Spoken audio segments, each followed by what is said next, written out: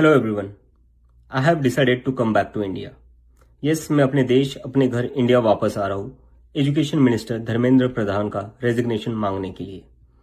इतने दिन से आप सब देख ही रहे हो कि हम सोशल मीडिया पर आवाज उठा रहे हैं कि पेपर लीक के कारण जिन नीट के बच्चों ने सुसाइड की और जो लाखों स्टूडेंट्स की मेहनत बर्बाद हुई है, उसके लिए तो धर्मेंद्र प्रधान को रिजाइन करना ही चाहिए। 8 लाख बच्चों ने हमारी पिटीशन साइन की है। Crores of people have supported this demand on social media as well. And not just that, देश में कई सारी जगहों पर इसको लेकर प्रोटेस्ट भी तो हो रहे हैं, जैसे लखनऊ, जयपुर, महाराष्ट्र, दिल्ली, लेकिन फिर भी इनको कोई फर्क नहीं पड़ रहा। आज नीट के 22 लाख स्टूडेंट्स, सीबीएसई के 17 लाख स्टूडेंट्स, सीयूईटी के 16 लाख स्टूडेंट्स और एसएससी जीडी के 40 लाख स्टूडेंट्स, ऐसे 1 करोड़ से ज्यादा स्टूडेंट्स हैं जिनकी जिंदगी के साथ मजाक किया गया है सिस्टम द्वारा। इसकी वजह से स्टूडेंट्स बहुत ही ज्यादा एंशियस और परेशान है अपने फ्यूचर को लेकर। किसी को तो इसकी जिम्मेदारी लेनी होगी। इतने बड़े ब्लंडर के बाद भी अगर एजुकेशन मिनिस्टर रिजाइन नहीं करते तो इसका मतलब इस देश में अकाउंटेबिलिटी नाम की कोई चीज बची ही नहीं है। ऐसा लगता है कि सिस्टम जितनी चाहे उतनी गलतियां कर सकता है और उसके लिए कोई कॉन्सिक्वेंसेस है ही नहीं। सारे कॉन्सिक्वेंसेस स्टूडेंट्स के लिए है। ऐसा कब तक चलेगा?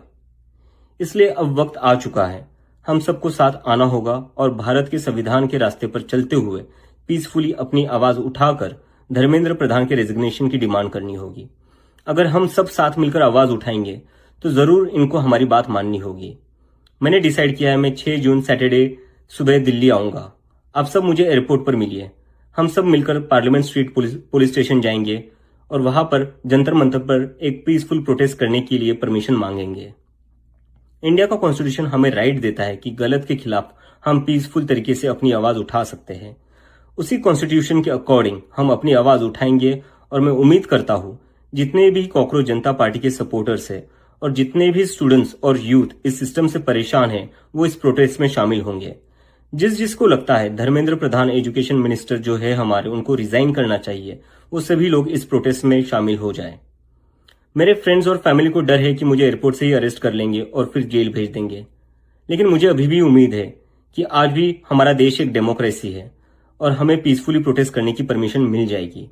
I want to make it clear, I'm a big admirer of Gandhi, Ambedkar, Bhagat Singh and Nehru, and I believe in the Constitution of India more than anything else, जो हम सबको एक डेमोक्रेसी में अपनी आवाज रखने का राइट देता है। और रही बात जेल के डर की, हम कब तक डर कर जिएंगे यार? ये देश किसी एक पार्टी का थोड़ी ना है, ये देश तो हम सबका है।